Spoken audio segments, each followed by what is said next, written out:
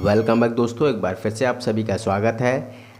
Happiest mind में बड़ी खबर निकल कर आई है। निवेशकों के लिए काफ़ी राहत की बात है और अच्छी खबर है।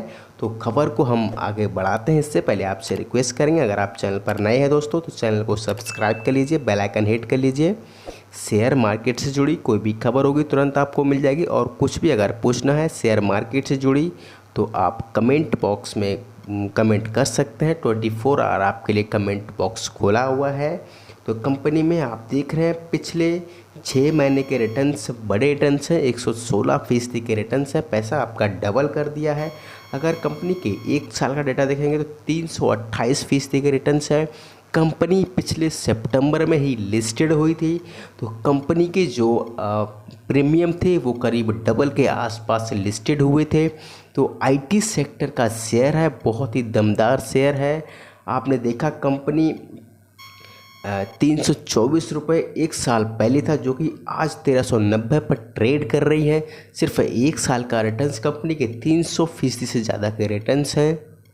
वर्ल्ड वाइड कंपनी है, सबसे बड़ी बात है company world wide. Headquarter company का बेंगलोर में है, लेकिन company UK, Canada, USA, Middle East इन सब में आईटी सॉल्यूशन प्रोवाइड कराती है। कंपनी बहुत बड़ी कंपनी है। कंपनी का मल्टीनेशनल कंपनी है। Company robotic, drone, security, virtually augmented reality receive 4.2 rating by Glassdoor. तो कंपनी दोस्तों बहुत बड़ी है। कंपनी बहुत दमदार है। आईटी सेक्टर का शेयर है, इसको अंडर एस्टिमेट मत कीजिए। अगर कंपनी के हम पैरामीटर देखें तो मार्केट कैप कंपनी के 20,000 करोड़ रुपए से भी ज़्यादा का है। और कंपनी का आरओसी देखेंगे तो 34.5 के आसपास है। ये 3 साल का होगा, हमें लगता है करीब 3 साल का डेटा होगा, इसमें दे नहीं रखा है। आरओई कंपनी का देखेंगे तो 40% है और ₹2 फेस वैल्यू वाला शेयर है। कंपनी का चार्ट आप देखेंगे तो कंपनी के चार्ट हमने आपको पहले बताया, करीब 300% के ज़्यादा के रिटर्न्स हैं कंपनी के 1 साल के। अब कंपनी के बाकी अगर हम देखेंगे पैरामीटर तो काफ़ी सॉलिड है। कंपनी का पी कंपैरिजन करेंगे आईटी सेक्टर में तो कंपनी 7वें नंबर पर आती है।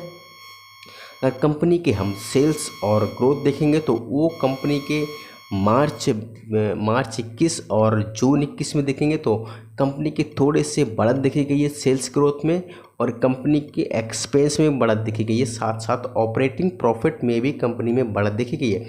ऑपरेटिंग प्रॉफिट कंपनी का 56 से 57 करोड़ रुपए हो गया है। एक्सपेंस कंपनी के 165 से 188 करोड़ रुपए हो गया है।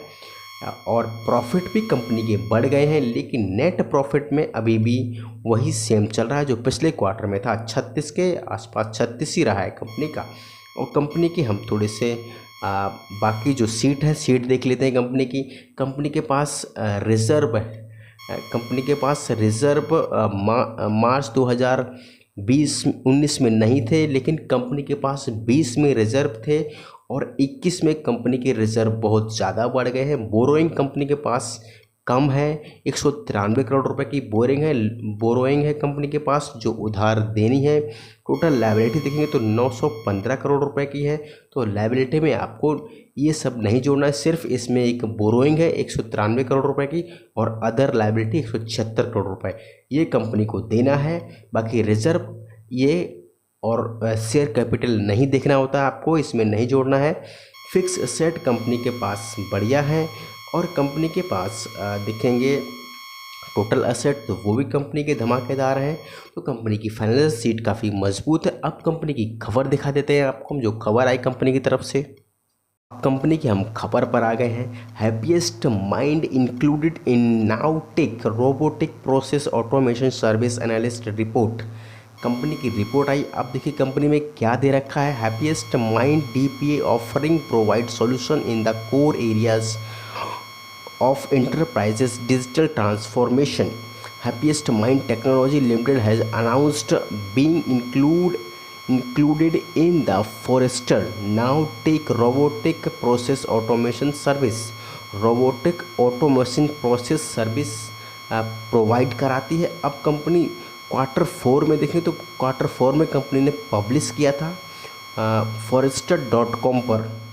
Rajiv Shah executive board member and CEO, digital business service, happiest mindset, happiest mind aim to bridging the gap between digital and physical world and automation physical and significance role in doing so। तो company का जो future prospect है वो काफ़ी बड़ा है, तो इसको लेकर आपको चलना है और अपने माइंड में बना के रखिए कि कंपनी का हम कब तक रखेंगे और कब तक हमें इसको सेल करना है। तो इसको लेकर आप डर रहिए मार्केट में कि आपको कब सेल करना है, कब बेचना है और एंट्री कब लेनी है, इस चीज़ को आप विशेष ध्यान रखिए।